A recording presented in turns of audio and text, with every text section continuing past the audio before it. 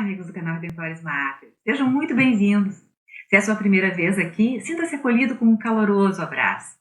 Estamos muito contentes em estarmos juntos com vocês todos. Convidamos a conhecerem as playlists do canal, pois todas as postagens são feitas com muito cuidado para cada um de nossos visitantes e membros. Na primeira carta aos Coríntios, no capítulo 10, versículos de 1 a 12, Paulo fala do êxodo do povo israelita ao sair do Egito e da rocha que esteve com eles. Vamos ouvir a passagem.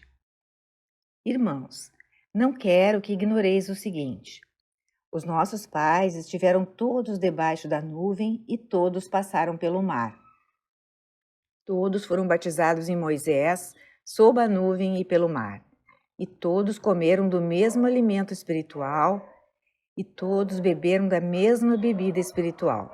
De fato, bebiam de um rochedo espiritual que os acompanhava, e esse rochedo era Cristo.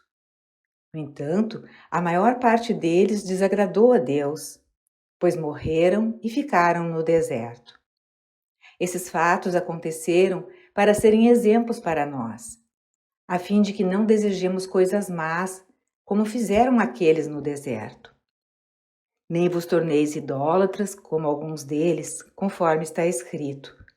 O povo sentou-se para comer e para beber, e depois levantou-se para se divertir. Nem nos entreguemos à impureza, como alguns deles se entregaram, e morreram num só dia 23.000. Nem tentemos o Senhor, como alguns deles o tentaram, e pereceram, mordidos pelas serpentes. Não murmureis, como alguns deles murmuraram, e por isso foram mortos pelo anjo exterminador.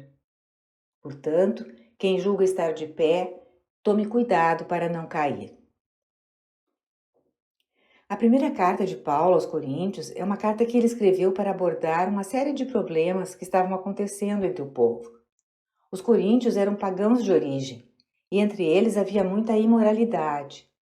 Alguns cristãos convertidos tinham dificuldade em compreender a gravidade desses comportamentos.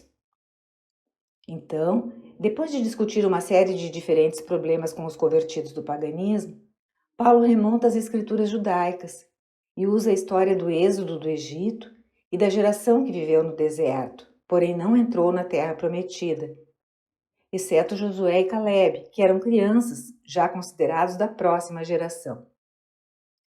Paulo usa esses acontecimentos para ensinar a evitar certos pecados, para que os coríntios não viessem a ser punidos como a geração do deserto foi na época do Êxodo. O apóstolo vê o livro do Êxodo como um tipo moral, que serve como um aviso aos cristãos sobre o que lhes acontecerá se pecarem da maneira como os pais pecaram no Antigo Testamento, se eles resmungarem como aqueles israelitas fizeram contra Deus, e envolverem-se em imoralidade ou idolatria. Pelo sentido alegórico ou tipológico da Escritura, algo no Antigo Testamento aponta para alguma coisa no Novo Testamento. Por exemplo, Adão prefigura Cristo. Davi é um tipo de Cristo. Outro sentido da Escritura é o que os teólogos chamam de sentido moral. Segundo ele, pode-se olhar para uma passagem do Antigo Testamento e extrair uma implicação moral da descrição dos eventos que ocorreram, seja para que a virtude seja praticada ou o vício seja evitado. E é isso que Paulo faz. Mas do que Paulo está falando quando afirma que eles estavam todos sob a nuvem? Ele quer dizer que todos viajaram sob o poder e a autoridade da nuvem de glória, a coluna de nuvem durante o dia e a coluna de fogo durante a noite, que guiava o povo para levá-lo à terra prometida. Essa glória de Deus é chamada Shekinah. Depois, ele diz que todos passaram pelo mar. É a travessia do Mar Vermelho. Todos foram batizados em Moisés na nuvem e no mar, diz Paulo. E o que significa isso? Para Paulo, a travessia do Mar Vermelho e a nuvem de glória não são apenas um evento histórico que aconteceu no tempo de Moisés. Também são um mistério, um tipo, uma prefiguração, que aponta para o fato de que aqueles que estão em Cristo são batizados pela água e pelo Espírito Santo. O que Paulo vê na história do Êxodo são prefigurações dos sacramentos. Neste caso, o sacramento do batismo. Assim como os israelitas ficaram sob a proteção de Moisés, os batizados estão sob a proteção de Cristo na nova aliança.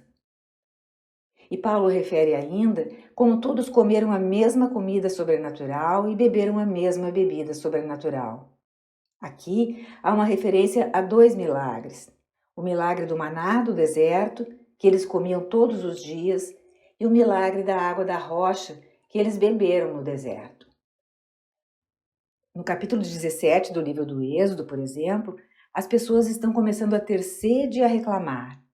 Deus ordena a Moisés que golpeie a rocha, naquela localidade que se chama Massá ou Meriba, e a água fluiu da rocha para que as pessoas pudessem beber.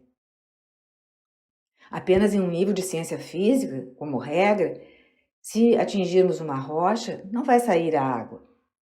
Isso não quer dizer que o maná não era maná de verdade e a água não era de verdade. Quando Paulo se refere à comida e à bebida espirituais, fala do milagre, fala do sentido espiritual. Se a água do Mar Vermelho aponta para o batismo para Paulo, na comida e bebidas espirituais vemos a Eucaristia da ceia do Senhor, seu corpo e sangue sob as espécies do pão e do vinho. De fato, Paulo explica: pois eles beberam da rocha sobrenatural que os seguia, e a rocha era Cristo. Há aí uma relação com o livro de Números, capítulo 20, onde Moisés, passado muito tempo daquele momento lá do Êxodo, bate na rocha pela segunda vez e traz água para os israelitas. Os antigos intérpretes judeus argumentavam que a própria rocha o seguiu por todo o deserto, não como uma pedra gigante rolando atrás dos israelitas para que eles pudessem ter água onde quer que fossem, mas Deus milagrosamente fornecendo bebida sobrenatural, sendo Ele a rocha. E para Paulo, aquela rocha era um tipo de Cristo. Então Paulo diz que Deus não se agradou da maioria deles por causa de seu pecado. Isto são advertências para nós, para que não desejemos o mal como eles fizeram. E o apóstolo lista 3 eventos. Primeiro, ele diz que eles cometeram idolatria. Isso é uma referência à construção do bezerro de ouro. Em Êxodo 32, lembramos que Moisés subiu a montanha para falar com Deus, e enquanto estava lá, os israelitas fizeram um bezerro de ouro e o adoraram como se fosse Deus. Depois, Paulo refere a imoralidade e 23.000 que caíram num só dia. Provavelmente se trata de uma alusão à história do adultério cometido pelos israelitas com as filhas de Moabe, como também aparece na igreja de Corinto e em outros lugares, em festivais pagãos. O terceiro evento é aquele em que os israelitas puseram o Senhor à prova e foram destruídos por serpentes. Em Números 14 e depois, em Números 21, os israelitas reclamam do maná. Estamos fartos dessa comida inútil, dizem eles. As serpentes vêm entre eles e muitos deles morrem. Paulo, portanto, está alertando os coríntios contra o pecado da presunção. Ou seja, Deus libertou milagrosamente os israelitas. Eles passaram pelas águas do Mar Vermelho, comeram alimentos sobrenaturais, beberam bebida sobrenatural, mas não chegaram à terra prometida. Não basta ser batizado nas águas de Cristo e se alimentar da Eucaristia para entrar na terra prometida definitiva. Por isso, aquele que pensa estar em pé, cuide para que não caia. Os coríntios não podiam ser batizados, participar da Eucaristia e praticar idolatria no templo de Corinto, no sacrifício aos deuses. Não podiam se envolver no tipo de imoralidade que os pagãos praticavam, especialmente em suas diversas celebrações de culto. E não podiam resmungar contra Deus, porque os que murmuraram foram abatidos. Reclamar contra Deus é um passo para a blasfêmia. Amaldiçoar os líderes do povo também era uma espécie de blasfêmia, porque o sacerdócio era sagrado. Falar profanamente sobre coisas sagradas é uma espécie de blasfêmia. no capítulo 6 do Evangelho de João, Jesus usa a mesma palavra resmungar quando diz que alguns resmungaram ao ouvi-lo dizer: em verdade vos digo, que se não comerdes a carne do Filho do Homem e não beberdes o seu sangue, não tereis a vida em vós. Os judeus murmuraram contra ele, porque dizia: eu sou o pão que desceu do céu. Quando Jesus dá o ensinamento sobre a Eucaristia, os líderes que o ouviam começaram a reclamar, assim como a geração do deserto reclamara do maná. Não reclamemos, não falemos mal dos sacramentos, é o que Paulo ensina. E o que podemos tirar disso? Primeiro, a maioria das pessoas pensa: bem, eu sou uma boa pessoa, eu não adorei nenhum bezerro, eu não cometi idolatria, tento viver uma vida de castidade. Se olharmos os padres apostólicos e a Didaquê, o Catecismo dos Apóstolos, do primeiro século, encontramos o seguinte: meu filho, não sejas um resmungão, pois isso leva à blasfêmia. E existe um outro elemento da tradição que também seria bom destacar. Santo Ambrósio, um famoso padre da igreja do século IV, que viveu em Milão e foi a pedra da conversão de Santo Agostinho, escreveu um tratado sobre os sacramentos. Ele usa o texto de 1 Coríntios 10 para catequizar as pessoas sobre o mistério da Eucaristia e diz: o que aprendemos do tipo que foi prefigurado no tempo de Moisés? Que quando o povo judeu tinha sede e murmurava por não ter água, Deus ordenou a Moisés que golpeasse a rocha com sua vara. Ele golpeou a rocha e essa derramou uma torrente de água, como diz o apóstolo Paulo. Eles beberam daquela rocha espiritual que os seguia e essa rocha era Cristo. E Ambrósio prossegue: bebei vós também, para que Cristo vos siga. Vós vedes o mistério. Moisés é o profeta, a vara é a palavra de Deus. O sacerdote fere a rocha com a palavra de Deus, a água flui e o povo de Deus bebe. Ou seja, o sacerdote diz as palavras da instituição da Eucaristia, toca o cálice, as águas correm para o cálice jorrando até a vida eterna. Santo Ambrósio reconhece que se a rocha é um tipo de Cristo, então Moisés e sua vara são um tipo do sacerdote. E assim como Moisés tem que golpear a rocha com sua vara para que a água brote da rocha, assim também no sacramento. O sacerdote, por assim dizer, fere a rocha de Cristo com a sua palavra, e é assim que o pão e o vinho são transformados no corpo e sangue de Cristo.